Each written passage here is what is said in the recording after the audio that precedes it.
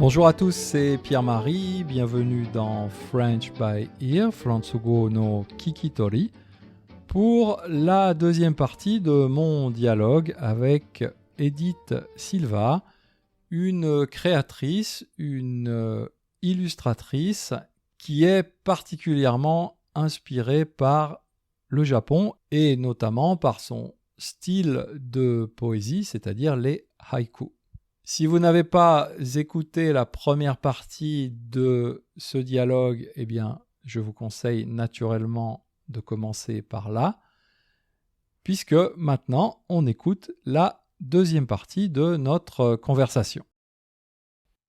Donc, en fait, au départ, quand tu es parti, tu avais cette idée d'en faire un petit livre ou c'est venu comme ça finalement?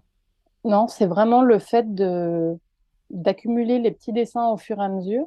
Hmm. En rentrant en France, après, au bout de 5 mois, je les voyais tous dans le petit carnet. Je dis, oh, faut que j'en fasse quelque chose, faut que je les regroupe. Et puis, je sais plus combien j'en avais, mais je me suis dit, allez, je vais aller jusqu'à 100. Je vais en rajouter quelques-uns. Donc, je suis allée. C'était une manière de continuer un peu le voyage aussi, de continuer à dessiner certaines petites scènes dont je me souvenais. Et après, j'ai décidé je pensais les annoter, donc écrire en dessous ce qui correspondait à chaque scène. Par exemple, le travail chez l'agriculteur. D'accord. Et je me suis dit, non, je vais essayer de faire quelque chose de plus poétique. Et là, du coup, c'était le haïku. Je me suis dit, c'est l'évidence. C'est une forme japonaise de poésie. C'est rendre hommage au pays que d'emprunter sa, sa forme poétique. Et en plus, ça collait avec mes dessins très minimalistes. Finalement, en quelques traits, on essaie d'évoquer quelque chose, de l'essentiel d'un instant. Donc, en fait, c'était la rencontre des deux. C'était une évidence. Ouais, d'ailleurs, sur ton site, je crois, le, le, le sous-titre, c'est Poésie minuscule et passagère, c'est ça? Ouais. Oui, Et c'est presque une définition du haïku, finalement. oui. J'ai mis longtemps à trouver ce sous-titre parce que justement, comme on le disait tout à l'heure, j'arrivais pas à mettre en un mot mon activité. Est-ce que je suis graphiste, illustratrice, poète? Et je me suis dit, non, ce que je fais a toujours un lien avec une forme de poésie minuscule parce que je m'attache vraiment aux choses infimes et passagère parce que souvent c'est des instantanés. C'est quelque chose voilà, je trouvais que ça correspondait bien. Et effectivement, le haïku, c'est ça. C'est vraiment D'accord, une philosophie aussi de regarder le monde qui m'a marqué d'accord. et resté avec moi après ce voyage. Et est-ce que, donc, après le voyage, est-ce que vous êtes resté en contact avec cette famille? Est-ce que tu leur as envoyé le livre, peut-être? Oui. Alors, on est resté en contact et 3 ans plus tard, donc en 2019, on est retourné au Japon et on est retourné voir la famille. On est resté encore 2 semaines pour travailler avec eux et je leur ai apporté le recueil. Voilà. Donc là, ils l'ont eu dans les mains directement en direct et voilà, c'était vraiment amusant. Ils étaient touchés, très touchés, parce qu'il y avait aussi, dans la famille, il y avait un couple et ils avaient chacun un parent qui vivait dans la maison avec eux. Donc Junko avait sa maman et Hideki avait son papa qui avait 101 ans à l'époque. Waouh. Et donc, ils se retrouvaient dans le livre dessiné tous les deux. Et en 2019, malheureusement, le papa était décédé. Donc, en plus, il y avait une trace d'un moment partagé avec lui dans le livre. Donc, Hmm. c'était assez émouvant. Ouais, je me mets à leur place, je suis sûr ils ont dû être très émus. D'accord. Super. Même si j'imagine que il y a eu des moments un peu plus durs dans le travail Oui. à la campagne. Surtout, c'était en été, non? C'était Alors, c'était à la fin de l'hiver. à la C'est ce fin de qui l'hiver. était, Hmm. voilà. Et en fait, on a vu vraiment en plus le passage des saisons, c'est-à-dire la fin de l'hiver, l'arrivée du printemps, les sakuras, et après même le début des beaux jours. Donc, même la nature autour de nous, c'était un éveil. Hmm. Voilà, c'était un double éveil finalement, nous à la culture et puis la beauté de la nature autour de nous. Donc, D'accord. c'était, voilà. Ok, alors au début, je crois, tu as un peu laissé entendre ou tu as dit que c'était un voyage qui avait transformé ta vie de façon assez profonde finalement. Oui. Au-delà peut-être simplement du livre. Est-ce que tu veux expliquer un peu plus en quoi est-ce que ça a changé ta vie tout simplement?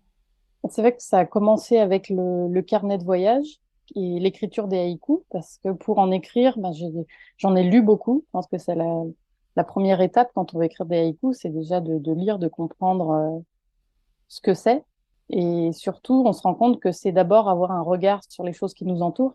Avant une technique, c'est déjà observer, être attentif. Donc déjà, ça, c'était un exercice que j'ai renforcé en rentrant en France parce que j'ai voulu continuer à écrire des haïkus dans ma vie quotidienne. C'est devenu quelque chose de régulier.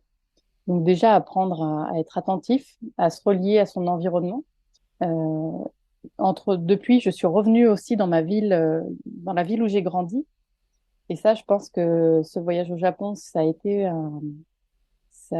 m'a aidé à prendre cette décision parce que peut-être l'agriculteur chez qui on était, il était revenu dans la maison où il avait grandi aussi, après avoir travaillé à Tokyo. D'accord. Et le fait de le revoir venir, voilà, dans cet environnement où il avait grandi, qu'il connaissait, dont il faisait partie finalement, il représentait un bout de l'histoire de sa ville. Et j'ai trouvé ça vraiment touchant. Et ça m'a rappelé le lien que j'avais avec ma ville d'origine. Hmm. Donc voilà. Et d'où mon deuxième livre.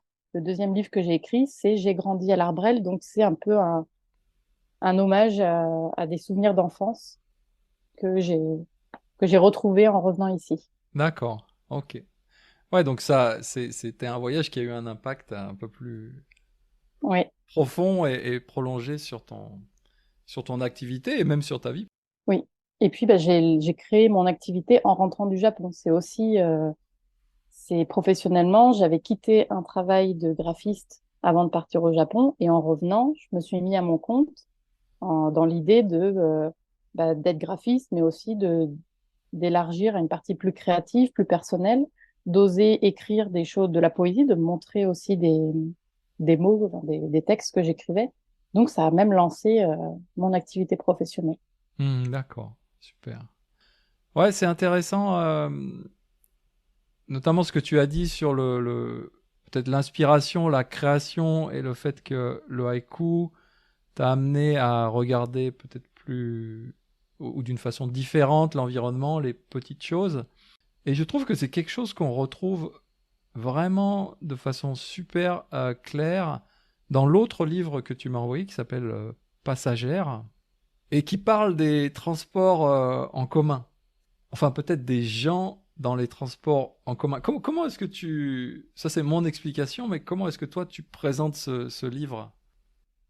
En fait, c'est un livre, j'avais déjà écrit les deux autres recueils de haïkus. Donc déjà, ma pratique du haïku, elle était assez, si c'est pas quotidienne, au moins hebdomadaire. Et à cette époque-là, j'étais encore sur Lyon. J'habitais à Lyon, donc je prenais régulièrement les transports en commun.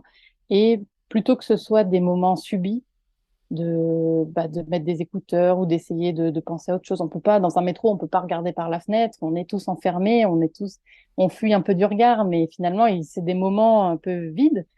Et je me suis dit, bah non, ils sont remplis, en fait. Ils sont remplis de vie et on a tendance à voir le négatif de ces endroits, mais je me suis dit, non, ça va être mon défi de plus regarder mon téléphone, au contraire, de regarder ce qui se passe, la vie autour et les belles choses surtout. C'est vrai que c'est un recueil plutôt positif, optimiste sur la nature humaine. Donc, c'est d'essayer de voir dans des petits gestes, des expressions de visage, des situations, comment les gens se comportent. Il y a quelque chose de sociologique un peu, ça m'a toujours intéressé, la sociologie, d'observer les comportements humains et de comprendre. Donc, et ça m'a rendu optimiste, en fait, de l'écrire. C'était vraiment, j'attendais même ces moments de transport en commun en me disant, tiens, qu'est-ce que je vais voir, qu'est-ce que je vais trouver? Il y aura forcément du positif. Et c'était plus un moment pesant. Ouais, d'accord. Mais on le sent bien. Je trouve qu'il y a beaucoup d'humour. Euh, alors, attends, je fais une petite pause. Je vais le chercher. Il Oui, y en a deux, trois qui m'ont vraiment bien plu. Je vais te dire. Alors, j'aime bien la banane, la peau de banane.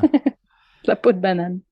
Dans le bus, personne ne s'assied à côté d'elle, la peau de banane. J'aime beaucoup. Mm. Et je me suis dit, c'est peut-être pas un haïku qu'on pourrait avoir dans les transports en commun japonais, Non, c'est qui ça. sont très propres en général. Mais il y a beaucoup d'humour et il y a beaucoup de poésie aussi. Euh, dans tous ces haïkus, j'ai vraiment beaucoup apprécié. Qu'est-ce que j'ai noté d'autre aussi? Oui. Dans le bus bondé, les visages sont très proches, bonbons à l'orange. Mm. Ça, c'est vraiment super parce qu'on se met tout de suite dans la situation, en fait. C'est pas toujours au bonbon à l'orange qu'on sent, mais Non, c'est pas toujours des odeurs de bonbons à l'orange, mais tu as choisi le bonbon à l'orange, par contre. voilà. Le positif, moi, dans ce recueil. Et j'aime bien celui-ci aussi, donc toujours dans le métro. Balai des regards pour ne regarder personne, grand art du métro. Est-ce que toi, tu en as des préférés dans... Ah, j'ai pas. Il y en a tellement.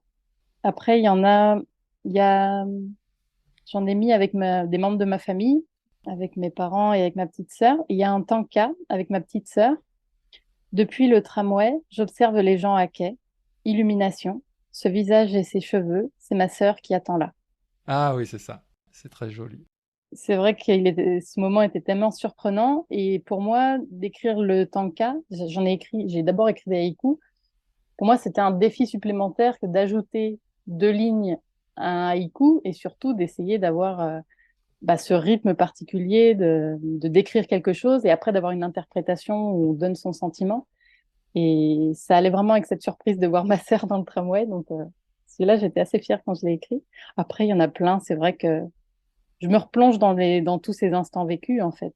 Et puis les dessins, souvent les dessins complètes, c'est pas des dessins qui viennent juste illustrer le texte.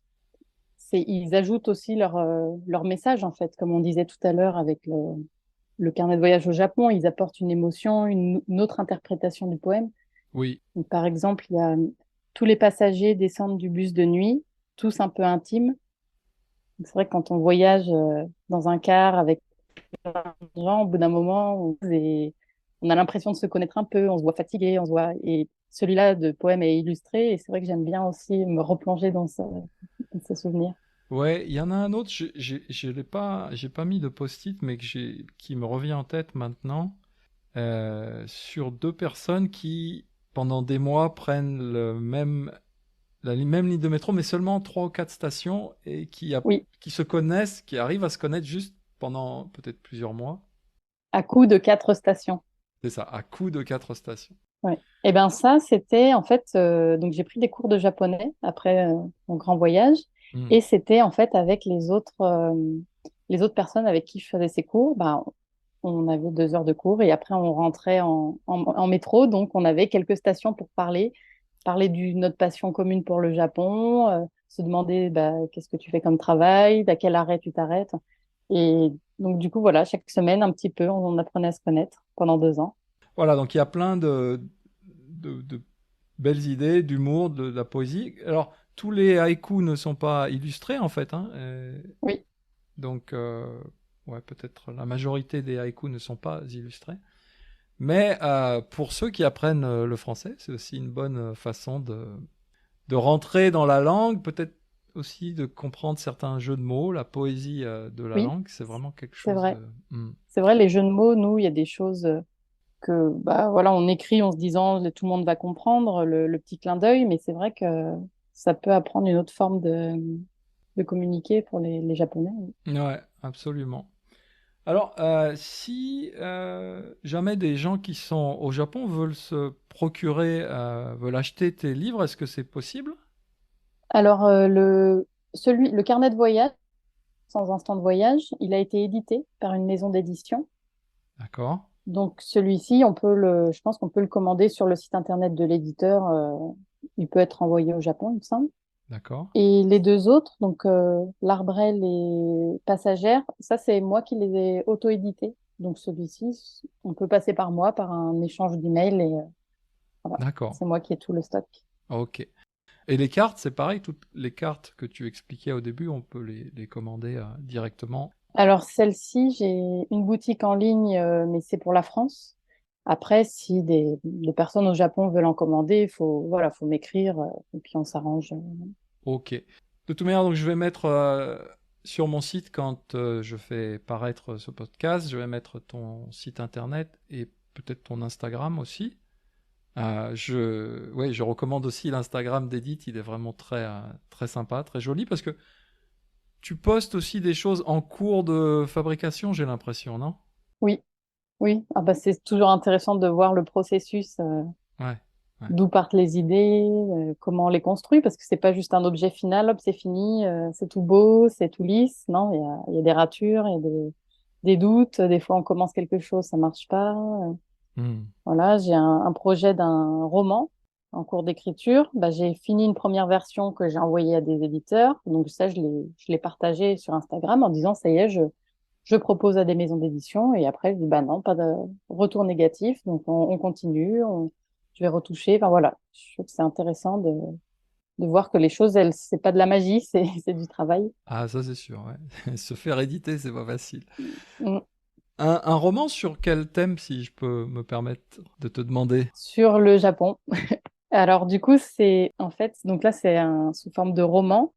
Et c'est une autofiction, donc c'est fortement inspiré de mon séjour chez la famille d'agriculteurs à Ita. Donc c'est le récit de Français qui viennent s'immerger dans un quotidien japonais. Et j'essaye de le faire suivre les micro-saisons, parce que j'ai découvert il y avait un calendrier des micro-saisons au Japon, D'accord. avec 72 micro-saisons. Et bah, de la fin de l'hiver au début de l'été, eh ben, il y a plein de micro-saisons et je veux qu'on puisse vivre le voyage au rythme des changements de la nature.